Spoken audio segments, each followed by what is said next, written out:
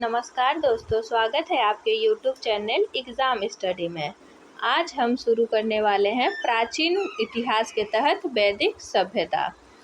वैदिक काल का विभाजन दो भागों वैदिक काल का विभाजन दो भागों ऋग्वेदिक काल 1500 से 1000 ईसा पूर्व और उत्तर वैदिक काल 1000 से 600 ईसा पूर्व में किया गया है। तो याद रखिएगा दोस्तों, वैदिक काल का विभाजन दो भागों में किया गया है। पहला है ऋग्वेदिक काल जो कि 1500 से 1000 ईसा पूर्व तक है, और दूसरा है उत्तर वैदिक काल जो कि 1000 से 600 ईसा पूर्व में किया गया है। आर्य सर्वप्रथम पंजाब एवं अफगानिस्तान में बसे। तो याद रखिएगा दोस्तों, आर्य सर्वप्रथम पंजाब एवं अफगानिस्तान में बसे। मैक्स मूलर ने आर्यों का मूल निवास स्थान मध्य एशिया को माना है। तो याद रखिएगा दोस्तों, मैक्स मूलर ने आर्यों का मूल स्थान किसे माना है? तो मध्य एशिया को माना है। आर्यों द्वारा निर्मित सभ्यता वैदिक सभ्यता कहलाई। तो आर्यों के द्वारा निर्मित सभ्यता को क्या कहा जाता है दोस्तों? तो वैदिक सभ्यता कहा जाता है। आर्यों द्वारा विकसित सभ्यता ग्रामीण सभ्यता थी। तो याद रखिएगा दोस्तों, सिंधु सभ्यता जो थी वो नगरीय सभ्यता थी, जबकि उनके बाद आए आर्यों द्वारा विकसित सभ्यता क्या कहलाई? तो ये ग्रामीण सभ्यता कहलाई। आर्यों की भाषा संस्कृत थी।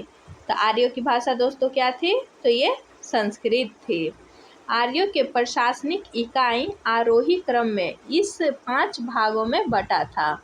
पहला कुल, दूसरा ग्राम, तीसरा विष, चौथा जन और 5वां राष्ट्र है दोस्तों। तो यह आर्यों के प्रशासनिक इकाई आरोही क्रम में, आरोही यानी बढ़ते क्रम में दोस्तों, इस 5 भागों में बांटा गया है। पहला कुल, फिर ग्राम, फिर विष, फिर उसके बाद जन और उसके बाद राष्ट्र। ये आपको आरोही क्रम में सजाने के लिए आ सकता है दोस्तों, तो इसको याद रखिएगा। आगे है दोस्तों, ग्राम के मुखिया ग्रामणी एवं विष का प्रधान विषपति कहलाते थे। तो ग्राम के मुखिया ग्रामणी एवं विष का प्रधान विषपति कहलाते थे। जन के शासक को राजन कहा जाता था। तो जन के शासक को क्या कहा जाता था दोस्तों? तो राजन कहा जाता था। और ग्राम के मुखिया ग्रामणी और विष के प्रधान विषपति कहलाते थे। राज्य अधिकारियों में पुरोहित एवं सेनानी प्रमुख थे। तो राज्य अधिकारियों में पुरोहित एवं सेनानी प्रमुख थे। सूत, रथकार तथा कमादी नामक अधिकारी रत्नी कहे जाते थे। तो सूत, रथकार तथा कमादी नामक अधिकारी रत्नी कहे जाते थे। इनकी संख्या राजा सहित 12 हुआ करती थी। तो दोस्तों याद रखिएगा, सूत, रथकार तथा कमादी नामक अधिकारी रत्नी कहे जाते थे और इनकी संख्या राजा सहित करीब 12 हुआ करती थे। पूरब दुर्गपति एवं स्पर्श जनता की गतिविधियों को देखने वाले गुप्तचर होते थे। तो पूरब दोस्तों दुर्गपति एवं स्पर्श जनता की गतिविधियों को देखने वाले गुप्तचर होते थे। उसके बाद है दोस्तों वाजपति ये गोचर भूमि का अधिकारी होता था। तो पूरब दोस्तों दुर्गपति एवं स्पर्श जनता की गतिविधियों को देखने वाले गुप्तचर होते थे। वाजपति गोचर भूमि का अधिकारी होता था। उग्र अपराधियों को पकड़ने का कार्य करता था दोस्तों। तो उग्र दोस्तों किसे पकड़ने का कार्य करता था? तो अपराधियों को पकड़ने का कार्य करते थे। सभा एवं समिति, याद रखिएगा दोस्तों, सभा एवं समिति राजा को सलाह देने वाली संस्था थी। तो सभा एवं समिति दोस्तों राजा को सलाह देने वाली संस्था थी। सभा श्रेष्ठ एवं संभ्रांत लोगों की संस्था थी। तो जो दोस्तों सभा थी वो श्रेष्ठ एवं संभ्रांत लोगों की संस्था थी, जबकि समिति सामान्य जनता का प्रतिनिधित्व करती थी। इसके अध्यक्ष को ईशान कहा जाता था। तो किसके अध्यक्ष को ईशान कहा जाता था दोस्तों? तो समिति के अध्यक्ष को क्या कहा जाता था दोस्तों? तो ईशान कहा जाता था। युद्ध में कबीले का नेतृत्व राजा करता था। तो युद्ध में कबीले का नेतृत्व राजा करता था। युद्ध के लिए गविष्टि शब्द का प्रयोग किया गया है, जिसका अर्थ है गायों की खोज। तो याद रखिएगा दोस्तों, युद्ध के लिए किस शब्द का प्रयोग किया गया है? तो गविष्टि शब्द का प्रयोग किया गया है, जिसका अर्थ है गायों की खोज। दशराग, दशराग युद्ध का उल्लेख ऋग्वेद के 7वें मंडल में है। तो याद रखिएगा दोस्तों, दशराग युद्ध का उल्लेख ऋग्वेद के 7वें मंडल में है। यह युद्ध पुरुषनी नदी, पुरुषनी जिसे रावी नदी कहते हैं वर्तमान में, तो पुरुषनी रावी नदी के तट पर सुदास एवं 10 जनों के बीच लड़ा गया, जिसमें सुदास विजयी हुआ। तो दशराग युद्ध किनके बीच हुआ दोस्तों? तो सुदास एवं 10 जनों के बीच लड़ा गया, जिसमें विजयी सुदास हुए। इधर है दोस्तों, पढ़ लेते हैं दिशा, उत्तर वैदिक शब्द और राजा का नाम। तो दिशा दिया है दोस्तों पूर्व, पूर्व में उत्तर वैदिक शब्द प्राची है और राजा का नाम सम्राट। फिर उसके बाद दिशा है दोस्तों पश्चिम, पश्चिम में पश्चिम को उत्तर वैदिक शब्द क्या है? तो प्रतीची, प्रतीची बोला जाता था और इसमें राजा का नाम स्वराष्ट्र होता था। नेक्स्ट दिशा है दोस्तों उत्तर, उत्तर में उत्तर वैदिक शब्द उदीची यूज किया जाता था और राजा का नाम विराट होता था। मध्य दिशा में दोस्तों राजा का नाम राजा ही होता था और दक्षिण में इसे भोज कहा जाता था दोस्तों। तो याद रखिएगा दोस्तों, पूर्व में उत्तर वैदिक शब्द प्राची प्रयोग किया जाता था और राजा का नाम सम्राट होता था। पश्चिम में पश्चिम को प्रतीची कहा जाता था और राजा का नाम इसमें स्वराष्ट्र होता था। उत्तर को उदीची कहा जाता था और राजा का नाम विराट होता है। मध्य दिशा में राजा का नाम राजा होता था और दक्षिण में राजा का नाम भोज होता था दोस्तों। राजा भोज आपने नाम सुना भी होगा। आइए दोस्तों आगे पढ़ते हैं युद्ध। युद्ध में, हाँ दोस्तों ये तो हम लोग पढ़ लिए थे। आगे है ऋग्वेदिक समाज। ऋग्वेदिक समाज 4 वर्णों में विभक्त था। तो ऋग्वेदिक समाज दोस्तों 4 वर्णों में विभक्त था। ये वर्ण थे ब्राह्मण, क्षत्रिय, वैश्य और शूद्र। तो याद रखिएगा दोस्तों, ऋग्वेदिक समाज कितने वर्णों में विभक्त था? तो ये 4 वर्णों में विभक्त था।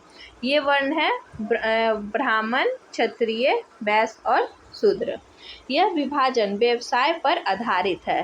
तो याद रखिएगा दोस्तों, पूछा जा सकता है आपसे कि ऋग्वेदिक समाज किस आधार पर 4 वर्णों में विभाजित है? तो ये व्यवसाय के आधार पर विभाजित है। ऋग्वेद के 10वें मंडल के पुरुष सूक्त में चतुर्वर्णों, तो याद रखिएगा दोस्तों, ऋग्वेद के 10वें मंडल के पुरुष सूक्त में चतुर्वर्णों का उल्लेख मिलता है। इसमें कहा गया है कि ब्राह्मण परम पुरुष के मुख से, तो ब्राह्मण दोस्तों परम पुरुष के मुख से, क्षत्रिय उनकी भुजाओं से, वैश्य उनकी जांघों से एवं शूद्र उनके पैरों से उत्पन्न हुए हैं। तो याद रखिएगा दोस्तों, क्या बोला गया कि ऋग्वेदिक समाज 4 वर्णों में विभक्त था। ये वर्ण ब्राह्मण, क्षत्रिय, वैश्य और शूद्र थे। यह विभाजन व्यवसाय पर आधारित था। ऋग्वेद के 10वें मंडल के पुरुष सूक्त में चतुर्वर्णों का उल्लेख मिलता है। इसमें कहा गया है कि ब्राह्मण परम पुरुष के मुख से, तो ब्राह्मण दोस्तों परम पुरुष के मुख से, क्षत्रिय उनकी भुजाओं से, वैश्य उनकी जांघों से एवं शूद्र उनके पैरों से उत्पन्न हुए हैं। आर्यों का समाज प्रीति प्रधान था। तो दोस्तों हम लोग वहाँ पर रहते, सिंधु सभ्यता जो कि मातृ प्रधान था, वो वही आर्य जो है वो आर्य का समाज प्रीति प्रधान था, यानी पिता इसमें प्रधान होते थे। समाज की सबसे छोटी इकाई परिवार या कुल थी। तो समाज की सबसे छोटी इकाई परिवार या कुल थी, जिसका मुखिया पिता होता था, जिसे कुलप कहा जाता था। स्त्रियां इस काल में अपने पति के साथ यज्ञ कार्य में भाग लेती थी दोस्तों। तो स्त्रियां आर्य काल में स्त्रियां अपने पति के साथ यज्ञ कार्य में भाग लेती थी दोस्तों। बाल विवाह एवं पर्दा प्रथा का प्रचलन नहीं था। तो वैदिक काल में दोस्तों या आर्य समाज में बाल विवाह एवं पर्दा प्रथा का प्रचलन नहीं था। विधवा विधवा अपने मृतक पति के छोटे भाई, जिसे देवर कहा जाता है, से विवाह कर सकती थी। तो विधवा दोस्तों अपने मृतक पति के छोटे भाई की देवर से विवाह कर सकती थी। इधर दिया है दोस्तों उपनिषदों की कुल संख्या। तो उपनिषदों की कुल संख्या याद रखिएगा दोस्तों कितनी है, तो 108। तो उपनिषदों की कुल संख्या दोस्तों कितनी है, 108। महापुराणों की संख्या 18 और वेदांग की संख्या 6। तो याद रखिएगा दोस्तों उपनिषदों की संख्या 108, महापुराणों की संख्या 18 और वेदांग की संख्या 6 है दोस्तों। आगे है दोस्तों स्त्रियां शिक्षा ग्रहण करती थी। ऋग्वेद में लोपामुद्रा, घोषा, सिक्ता, आपला एवं विश्वास जैसी विदुषी स्त्रियों का वर्णन है। नेक्स्ट है दोस्तों जीवन भर अविवाहित रहने वाली महिलाओं को अमाजु कहा जाता था। तो याद रखिएगा दोस्तों जीवन भर अविवाहित रहने वाली महिलाओं को क्या कहा जाता था, तो उन्हें अमाजु कहा जाता था। आर्यों का मुख्य पेय पदार्थ सोमरस था। यह वनस्पति से बनाया जाता था। तो सोमरस किससे बनाया जाता था दोस्तों, तो वनस्पति से बनाया जाता था। आर्य मुख्यतः 3 प्रकार के वस्त्रों का उपयोग करते थे। कितने प्रकार के वस्त्रों का उपयोग करते थे आर्य दोस्तों, तो 3 प्रकार के। पहला वास, दूसरा अधिवास और तीसरा उष्णीष। तो आर्य मुख्यतः 3 प्रकार के वस्त्रों का प्रयोग करते थे। पहला वास, दूसरा अधिवास और तीसरा उष्णीष। अंदर पहनने वाले कपड़े को नीवी कहा जाता था। तो अंदर पहनने वाले कपड़े को क्या कहा जाता था दोस्तों, तो नीवी कहा जाता था। आर्यों के मनोरंजन के मुख्य साधन थे संगीत, रथ दौड़, घुड़दौड़ और धूत क्रीड़ा। याद रखिएगा दोस्तों आर्यों के मनोरंजन के मुख्य साधन क्या थे, तो ये संगीत, रथ दौड़, घुड़दौड़ एवं धूत क्रीड़ा थी। आगे है दोस्तों आर्यों का मुख्य व्यवसाय पशुपालन एवं कृषि था। तो आर्यों का मुख्य कार्य क्या था दोस्तों,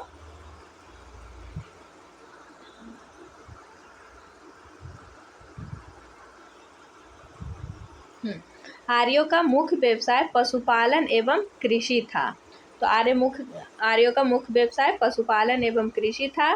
गाय को अंध्या न मारे जाने योग्य पशु की श्रेणी में रखा गया था। गाय की हत्या करने वाले या उसे घायल करने वालों के लिए वेदों में मृत्युदंड अथवा देश से निकाले जाने की व्यवस्था की गई है। तो याद रखिएगा दोस्तों गाय को अघन्या यानी अघन्या का अर्थ होता है न मारे जाने योग्य पशु की श्रेणी में रखा गया था। गाय की हत्या करने वाले या उसे घायल करने वालों के लिए वेदों में मृत्युदंड अथवा देश से निकाले की व्यवस्था की गई है।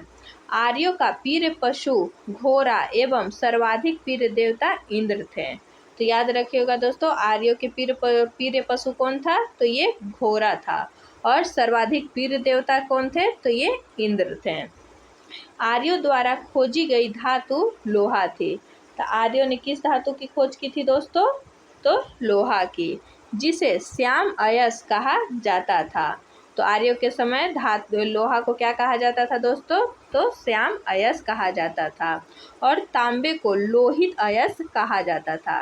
तो याद रखिएगा दोस्तों लोहा श्याम अयस्क और तांबा लोहित अयस्क कहा जाता था तांबे को।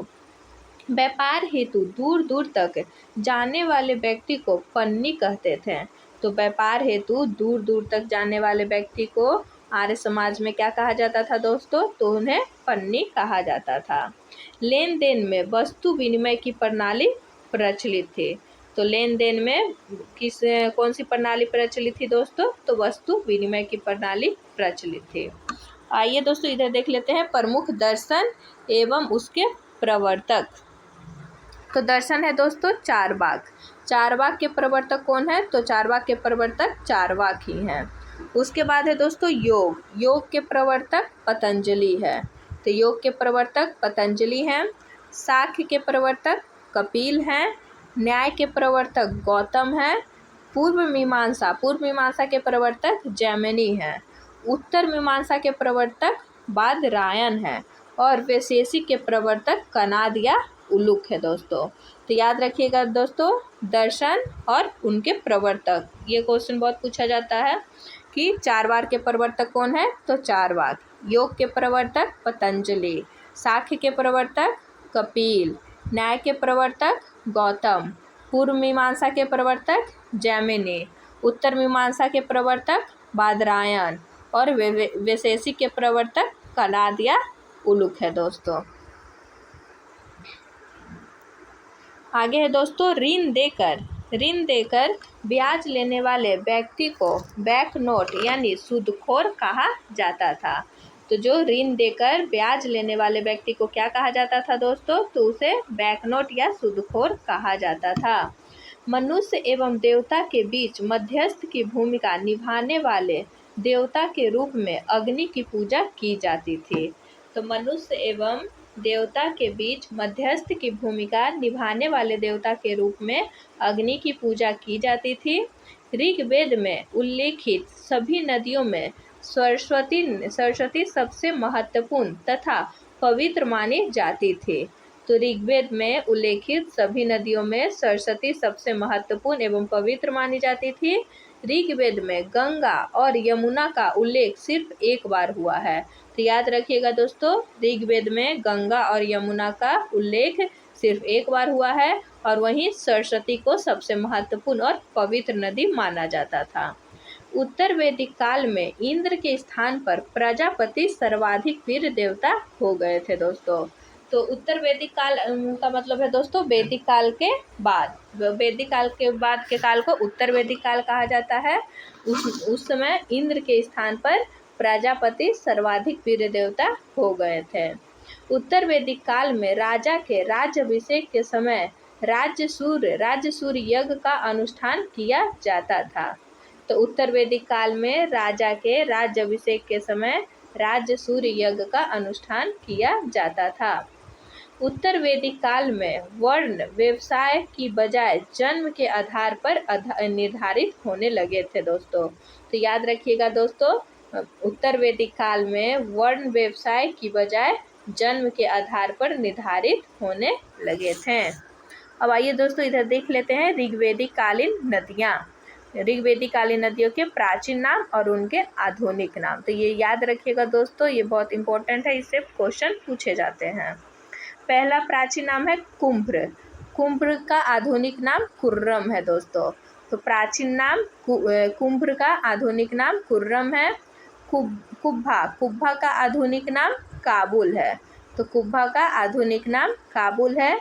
बितस्ता का आधुनिक नाम झेलम है। तो बितस्ता नदी का आधुनिक नाम झेलम है दोस्तों। आस्किनी नदी का आधुनिक नाम चिनाब है। तो जिसे दोस्तों हम लोग वर्तमान में चिनाब करते हैं, उसका प्राचीन नाम अस्किनी है। पुरुषनी नदी का आधुनिक नाम रावी है दोस्तों। तो पुरुषनी नदी का आधुनिक नाम रावी है। सुतुद्री नदी का आधुनिक नाम सतलज है दोस्तों। आगे है दोस्तों बिपाशा नदी का आधुनिक नाम ब्यास है दोस्तों। उसके बाद है सदानीरा का आधुनिक नाम गंडक है दोस्तों। तो सदानीरा गंडक। उसके बाद है दोस्तों दृष्टद्वती का आधुनिक नाम घग्घर है। उसके बाद है दोस्तों गोमती का आधुनिक नाम गोमल है दोस्तों। उसके बाद है सुवस्तु का आधुनिक नाम स्वात है। एक बार फिर से रिपीट कर दे रहे दोस्तों, कुब्र का आधुनिक नाम कुर्रम, कुभा का आधुनिक नाम काबुल, बितस्ता का आधुनिक नाम झेलम, अस्किनी का आधुनिक नाम चिनाब, पुरुषनी का आधुनिक नाम रावी, सुतुद्री का आधुनिक नाम सतलज, बिपाशा का आधुनिक नाम ब्यास, सदानीरा का आधुनिक नाम गंडक, दृष्टद्वती का आधुनिक नाम घग्घर, गोमती का आधुनिक नाम गोमल और सुवस्तु का आधुनिक नाम स्वात है दोस्तों। आइए दोस्तों इधर पढ़ते हैं। उत्तर वैदिक काल में हल को सीरा और हल रेखा को सीता कहा जाता था। तो उत्तर वैदिक काल में हल को क्या कहा जाता था दोस्तों, तो सीरा कहा जाता था और हल रेखा को, यानी हल से जो रेखा होता था उसको सीता कहा जाता था। उत्तर वैदिक काल में निष्क और शतनाम मुद्रा की इकाइयाँ थीं, लेकिन इस काल में किसी खास भार, आकृति और मूल्य के सिक्कों के चलन का कोई प्रमाण नहीं मिलता है। तो याद रखिएगा दोस्तों, उत्तर वैदिक काल में निष्क और शतमान मुद्रा की इकाइयाँ थी, लेकिन इस काल में किसी खास भार, आकृति और मूल्य के सिक्कों के चलन का कोई प्रमाण नहीं मिलता है। सांख्य दर्शन भारत के सभी दर्शनों में सबसे प्राचीन है दोस्तों। तो सांख्य दर्शन भारत के सभी दर्शनों में सबसे प्राचीन है।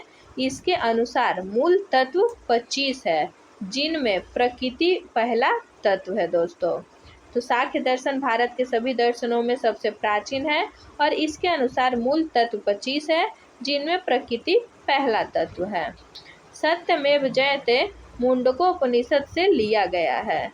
इस उपनिषद में यज्ञ की तुलना टूटी नाव से की गई है। तो याद रखिएगा दोस्तों, सत्यमेव जयते मुंडकोपनिषद से लिया गया है और इसी उपनिषद में यज्ञ की तुलना किससे की गई है दोस्तों? तो यज्ञ की तुलना टूटी नाव से की गई है। उसके बाद है दोस्तों गायत्री मंत्र। गायत्री मंत्र सावित्री नामक देवता को संबोधित है। सावित्री होगा दोस्तों। गायत्री मंत्र सावित्री नामक देवता को संबोधित है, जिसका संबंध ऋग्वेद से है दोस्तों।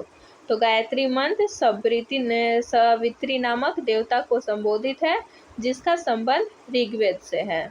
उत्तर वैदिक काल में कौशाम्बी नगर में प्रथम बार पक्की ईंटों का प्रयोग किया गया है।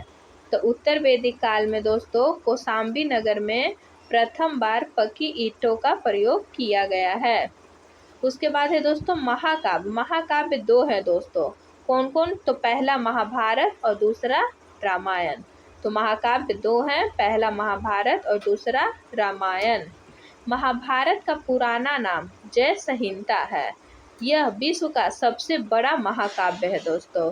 तो याद रखिएगा दोस्तों, महाभारत का पुराना नाम जय संहिता है और यह विश्व का सबसे बड़ा महाकाव्य है।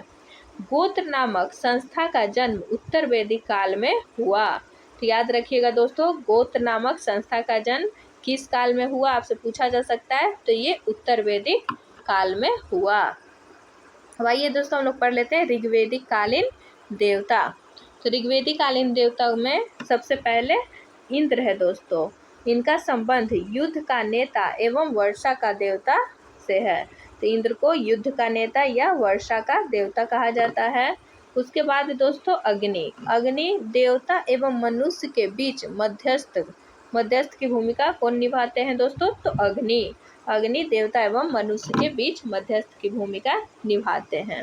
उसके बाद है दोस्तों वरुण पृथ्वी एवं सूर्य के निर्माता, समुद्र का देवता, विश्व के नियामक एवं शासक, सत्य का प्रतीक, ऋतु परिवर्तन एवं दिन रात का कर्ता, इनको कहा जाता है। किनको दोस्तों? तो वरुण को पृथ्वी एवं सूर्य के निर्माता, समुद्र का देवता, विश्व के नियामक एवं शासक, सत्य का प्रतीक, ऋतु परिवर्तन एवं दिन रात का कर्ता इनको माना जाता है। उसके बाद है दोस्तों घो आकाश का देवता, जो सबसे प्राचीन है। तो आकाश के देवता को क्या कहा जाता है दोस्तों? तो घो को आकाश का देवता कहा जाता है। उसके बाद है दोस्तों सोम वनस्पति देवता। सोम को वनस्पति देवता से संबंध है सोम का। नेक्स्ट है दोस्तों उषा का संबंध प्रगति एवं उत्थान देवता से है। तो उषा का संबंध है दोस्तों प्रगति एवं उत्थान देवता से है। उसके बाद है दोस्तों आश्विन ये विपत्तियों को हरने वाले देवता हैं। तो आश्विन दोस्तों विपत्तियों को हरने वाले देवता हैं।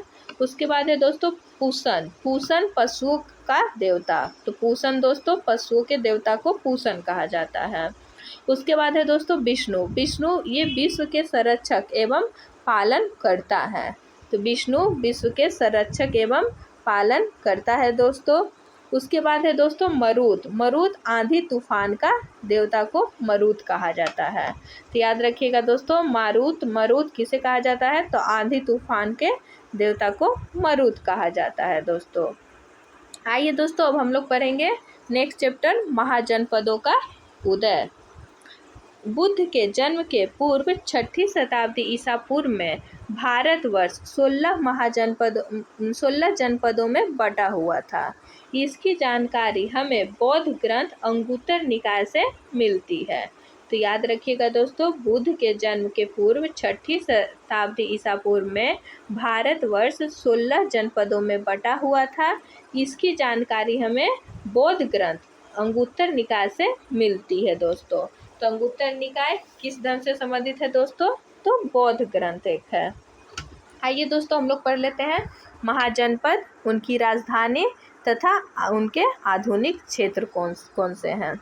तो सर्वप्रथम है दोस्तों अंग। अंग की राजधानी दोस्तों चंपा है और इनका आधुनिक स्थान भागलपुर और मुंगेर जो कि बिहार में अवस्थित है दोस्तों। तो अंग की राजधानी चंपा और इनके क्षेत्र भागलपुर, वर्तमान आधुनिक क्षेत्र भागलपुर और मुंगेर जो कि बिहार में है दोस्तों। दूसरा महाजनपद है दोस्तों मगध। मगध की राजधानी गिरिब्रिज या राजगिरी है दोस्तों। आधुनिक स्थान पटना गया जो कि बिहार में अवस्थित है दोस्तों। तो इनका मगध का आधुनिक क्षेत्र पटना और गया है दोस्तों। नेक्स्ट महाजनपद है दोस्तों काशी। काशी की राजधानी वाराणसी है दोस्तों। तो काशी की राजधानी वाराणसी है दोस्तों और ये वाराणसी के आसपास जो कि उत्तर प्रदेश में अवस्थित है उसके क्षेत्र को काशी कहा जाता है। उसके बाद चौथा महाजनपद है दोस्तों वत्स। वत्स की राजधानी कौशाम्बी है दोस्तों। तो वत्स की राजधानी कौशाम्बी है दोस्तों। इसके आधुनिक स्थान इलाहाबाद के आसपास के क्षेत्र जो कि उत्तर प्रदेश में है दोस्तों। तो वत्स की राजधानी कौशाम्बी है दोस्तों और इनका आधुनिक स्थान इलाहाबाद के आसपास के स्थान है दोस्तों। नेक्स्ट पांचवा महाजनपद है दोस्तों वज्जी। वज्जी की राजधानी वैशाली, विदेह और मिथिला है दोस्तों। तो वज्जी की राजधानी वैशाली, विदेह और मिथिला है दोस्तों। इनका आधुनिक क्षेत्र मुजफ्फरपुर एवं दरभंगा के आसपास के क्षेत्र हैं। तो वज्जी की राजधानी वैशाली, विदेह और मिथिला है दोस्तों। इनका आधुनिक स्थान मुजफ्फरपुर एवं दरभंगा के आसपास के क्षेत्र हैं। छठा महाजनपद है कौशल। कौशल महाजनपद की राजधानी श्रावस्ती है दोस्तों। इसके आधुनिक क्षेत्र फैजाबाद उत्तर प्रदेश में है। तो कौशल की राजधानी श्रावस्ती है दोस्तों और इनका आधुनिक स्थान फैजाबाद उत्तर प्रदेश में है। उसका नेक्स्ट महाजनपद है दोस्तों अवंती। अवंती की राजधानी उज्जैन और महिष्मती है दोस्तों। तो अवंती की राजधानी उज्जैन और महिष्मती है। इनका आधुनिक स्थान मालवा मध्य प्रदेश में है। तो अवंती की राजधानी उज्जैन और महिष्मती है और इनका आधुनिक स्थान मालवा जो कि मध्य प्रदेश में है दोस्तों। आगे है दोस्तों नेक्स्ट मल की राजधानी कुशावती है दोस्तों। तो मल की राजधानी क्या है दोस्तों, कुशावती है और इनका आधुनिक स्थान देवरिया उत्तर प्रदेश में है। तो मल कहाँ अवस्थित है दोस्तों, तो ये देवरिया उत्तर प्रदेश में अवस्थित है और इनकी राजधानी कुशावती है। नेक्स्ट है दोस्तों पंचाल। पंचाल की राजधानी अहिच्छत्र और काम्पिल्य है दोस्तों। तो पंचाल की राजधानी अहिच्छत्र और काम्पिल्य है। वर्तमान क्षेत्र इनका बरेली, बदायूं और फर्रुखाबाद उत्तर प्रदेश का क्षेत्र है दोस्तों। तो पंचाल की राजधानी अहिच्छत्र और काम्पिल्य है और आधुनिक स्थान बरेली, बदायूं, फर्रुखाबाद उत्तर प्रदेश में ये अवस्थित है। नेक्स्ट है दोस्तों चेंदी। चेंदी की राजधानी शक्तिमती या सुक्तिमती लिखा रहता है दोस्तों। तो चेंदी की राजधानी शक्तिमती है दोस्तों और आधुनिक स्थल इसका बुंदेलखंड उत्तर प्रदेश में है। तो चेंदी की राजधानी शक्तिमती है और आधुनिक स्थल इसका बुंदेलखंड उत्तर प्रदेश में है।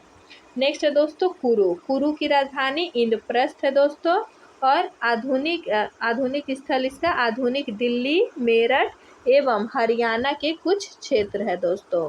तो कुरु की राजधानी इंद्रप्रस्थ है और इसका आधुनिक स्थल आधुनिक दिल्ली, मेरठ एवं हरियाणा के कुछ क्षेत्र है दोस्तों। नेक्स्ट है दोस्तों मत्स्य। मत्स्य की राजधानी विराटनगर है और इनका आधुनिक स्थान जयपुर राजस्थान के आसपास के क्षेत्र हैं।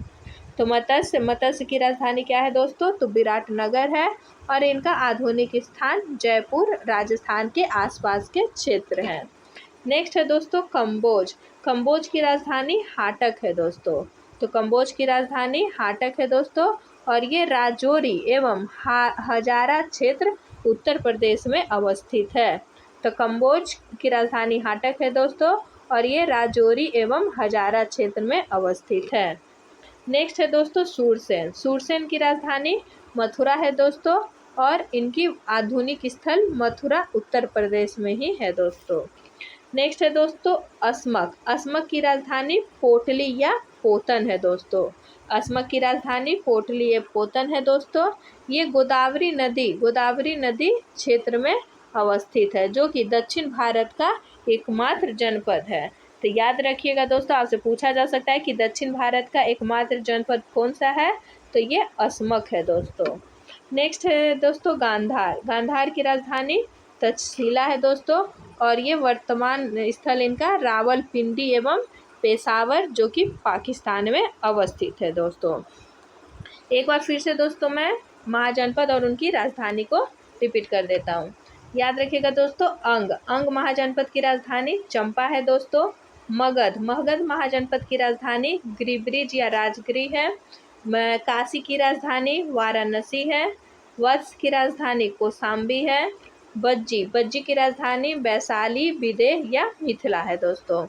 कौशल की राजधानी श्रावस्ती है। अवंती की राजधानी उज्जैन या महिष्मती है। मल की राजधानी कुशावती है दोस्तों।